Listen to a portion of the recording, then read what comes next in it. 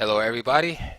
I want to go over planning in the endgame position today using the same exact methods that I've been using in the other positions. And I just want to take the time to thank everybody for their support and love on these planning videos. And I am happy that some clarity is being brought to analyzing chess positions. And with more practice, hopefully your chess game will definitely get stronger. Let's get right into it. This position is between two players you probably never heard of. With the white pieces, a player named Gerensky, and with the black, Rytov. This game took place in Tallinn, 1970. And we're at the end game, as you can see, and I'm going to jump right into my 7-step analysis. And if you're not familiar with it, look at my other videos on planning. But I want to show you this position because it's very simple, and I also want to show you that you can use the same methods in the end game, except that it's simpler because there's less pieces on the board. So first, we're going to look at king safety. Okay, nobody's getting checkmated right now. So, right, that's a wash. The king safety check equal, both kings are okay. All right. Oh, it's white to move, by the way, if I didn't mention that. Um, okay, second, let's count up the material. That's the first thing we can see that there's a imbalance there. White is up a pawn, so we put a little check mark in our minds for a plus, right? A little slight advantage for white there, right? Up a pawn. Okay. Uh, third, direct threats. Are there any direct threats in the position? There sure is. The black king is threatening to capture this pawn. If it was black to move, black would just capture that pawn. All right. So there is a direct threat in the position. So we have to keep that in mind. 4, open files. Right. We can see clearly D, E, and F files are open. Now 5, we get into the more positional elements. We look at pawn structure, right? This is a two-part um, analysis, right, on step 5. So we can call it 5A and 5B. 5A is concerning the pawn structure. So we can see that both sides have pretty much the same pawn structure, um, except this isolated pawn here. Okay. Step B, okay, is weak and strong squares for both sides. So here, again, it's almost a symmetrical situation. As you can see, for instance, the B4 square is strong for black, as well as the D4 square is strong for black, F4, and H4. And correspondingly, these squares are weak for white. So what do I mean? I mean that theoretically a piece could occupy these squares safely, and they're in white's territory. Okay, what's white's territory? 1, 2, 3, 4. Okay, the fourth rank, all the way up to the fourth. This box here, from A1 to H1, and from H4 to A4. That's all white's territory, and correspondingly on the other side of the board, from H5 to A5, A5 to A8, A8 to H8 would be black's territory. So these squares that black can occupy, okay, in theory, are strong for him. All right, and imagine if we had pieces on the board, you could see maybe a knight sitting here, or here, or here. Right, these are strong squares for black, but weak for white. So we take mental notes of these things, even though they might not be significant. Get in the habit of just having mental notes in your mind of these things because they come up later in the game oftentimes. On the other side of the board, we can see the same thing for white. B5 is strong, D5, right? Not so much this because we can't occupy it right now. But if we had pieces on the board, like a bishop or a knight or something like that, we could occupy it. So it's a strong square for white. And then also H5. And again, in our fantasy world, these squares also. All right, so now we go to our step 6. And And again, step 5 is basically a wash because again, it's basically equal on both sides. But we have to give a slight nod to white again because he has this pawn up here.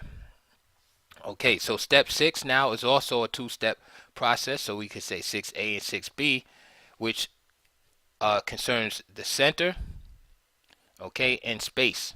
And we can see here the center, there's no real advantage to each side, as again, these 4 squares in the center are pretty much covered evenly by both sides. So for instance, this pawn on c5 keeps white from entering into d4, and on the other side of the board, this pawn on c4 keeps black from entering into d5, and same here with this g pawn preventing black from being able to go to f5. Okay, black can only go here to e5, and the same thing with white. White only can go to e4. Okay, because f4 is blocked and e4 is blocked. So the influence in the center is equal. Okay, the other step in part 6 is space. The space is equal, okay, except again we have this pawn here. We have to count it, even though it's isolated and under attack. We still have to count it. All right, this gives white a slight advantage in space.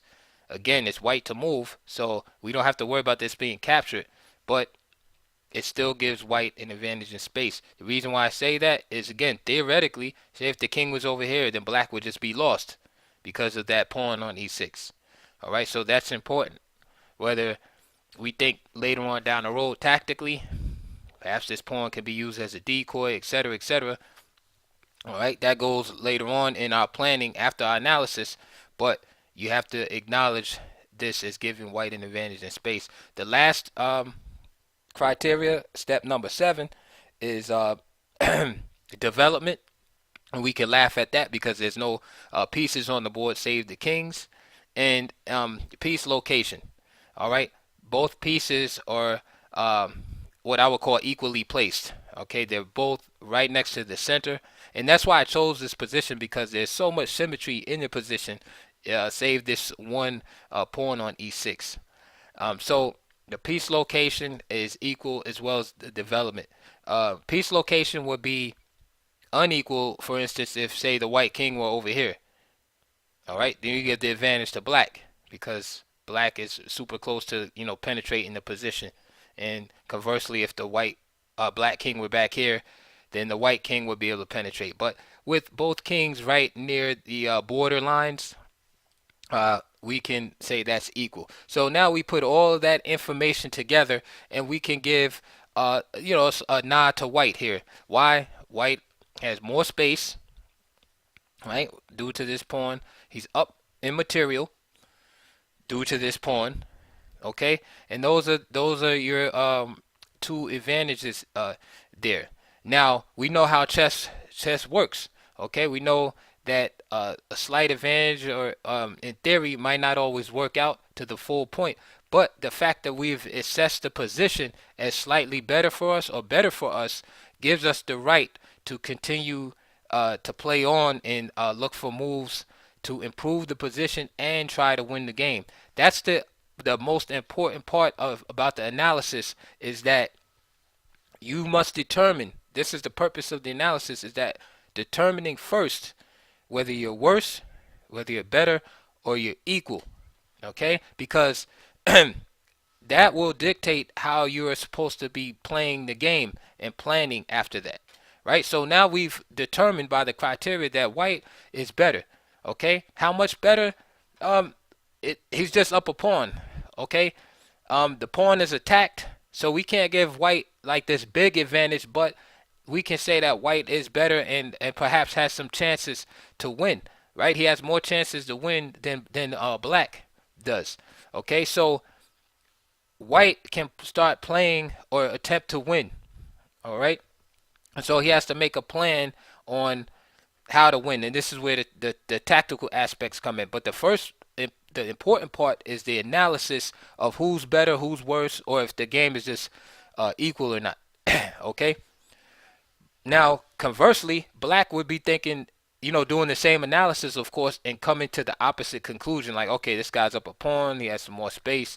Okay, I'm slightly worse here. So if you're slightly worse, you can't. You're not gonna be playing. You're not gonna be playing for a win, right? You're gonna be playing to try to hold the position.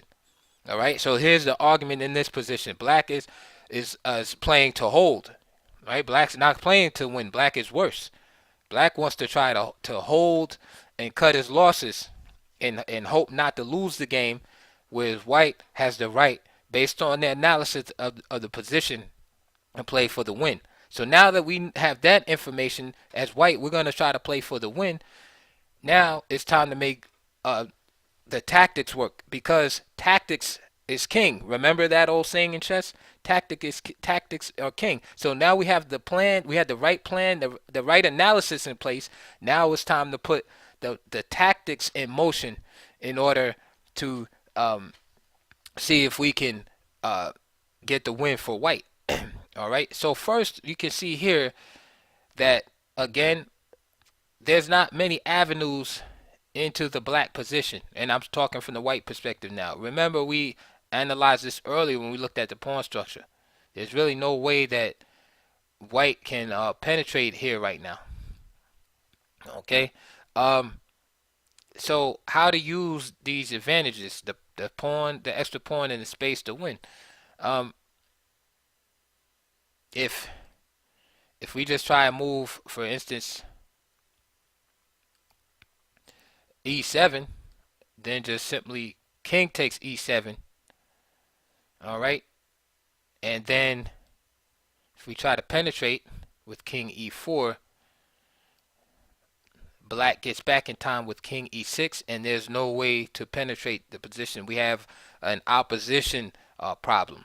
Okay. And if you don't know what opposition is, this is it right here. But I suggest you look at some endgame videos. I have plenty of those also, where I go into the endgame. But this position is a dead draw. Okay, so white has just lost this pawn in this case for nothing, right? So can't use that. So in the actual game, Gerensky played the move king e3. Okay, and you might be saying, well, why would he play king e3? Well, again, you can see some of the issues in the problem.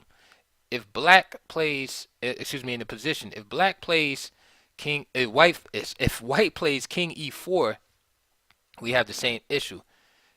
King takes e6, and then white is forced to move again. Okay, because black has the opposition. That means black has to move. White is forced to move away, and the game will be a draw. So for instance, king d3, and then just simply king e5 or king d6. It doesn't matter at this point. And then king e3, and then now white has the opposition, and black will have to move, and then it would just be a draw. This is why Gerensky played king e3. It's the only move that he can play to try to win the game. Remember, white is playing for a win.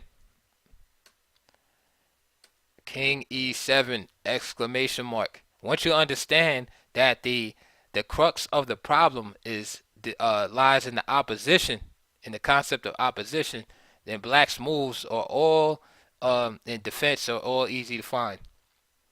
He can't take. If he takes this pawn, king takes e6, king e4, and now black is forced to move away. Right? He has to move to one side or the other. White has the opposition. For example, king d6, and then it's over. The white king just penetrates into the king side. And the same thing happens if king f6, white simply goes to the queen side. This is why black can't take the pawn. So it's king e7 exclamation mark. And then the rest of the game, king f3, is a matter of white trying to tempt black to take the forbidden fruit. Game continued. King f6. King e3.